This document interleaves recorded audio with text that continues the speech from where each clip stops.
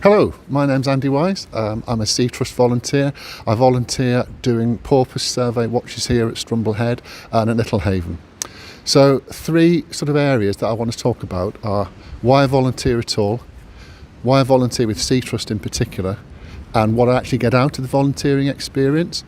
So the reason that I volunteer, so I retired about 6 or 7 years ago, and I immediately thought that volunteering to do something was going to be a really good idea, because obviously you need something to fill your time, and especially when you've been working full time.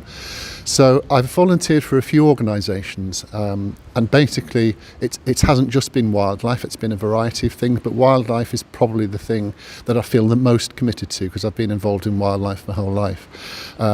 So what I get out of volunteering is quite multi-layered, really. So you can't appreciate this in this film.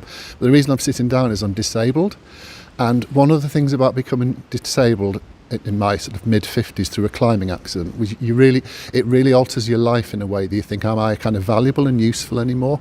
So the volunteering experience is an incredibly good way of ticking that box, because a lot of the time when you're volunteering, it's not just you're feeding stuff back to the community. That I know there's that aspect to it, but it's more like you feel as though you're doing something useful and you're being valued for doing something useful.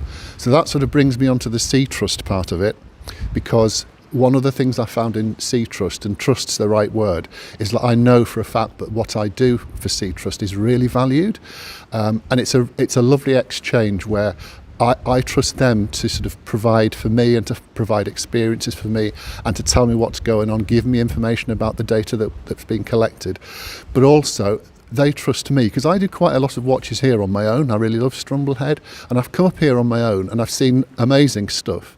And if I tell Cliff that, he doesn't check whether it's right or not. He just trusts me that it is. He knows that I'm competent enough to know what a common dolphin looks like, or a minke whale, or any of the other species we see here. So he then puts that online, and I find that incredibly rewarding and refreshing, that somebody trusts me that what I'm telling them is going to be true, and that may not be the case with other places. So other things that I get out of volunteering, my career was all to do with helping people. So initially I was a school teacher, then I worked in youth justice, and that aspect of helping folks is really, really important to me. And the way it plays out in this context of volunteering for Sea Trust is probably in two ways. One is the interaction you have with members of the public who come here and actually have no idea that there's anything like we're looking at, and we show them, and that really does a lot for me, and it's the talking to people.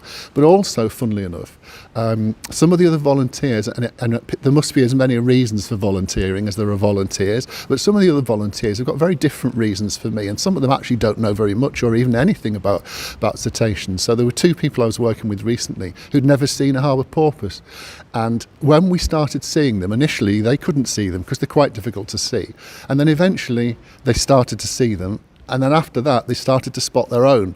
And for me that was a massive sort of massive moment. I thought, well, I've actually basically taught people how to ID a porpoise in the field, and now they're doing it, and I sort of thought, yeah, my work here is done. It's a really nice feeling, and now having had that shared experience doing watches with them is just really, really nice, really good. So yeah, that's my take on volunteering, and thanks for listening.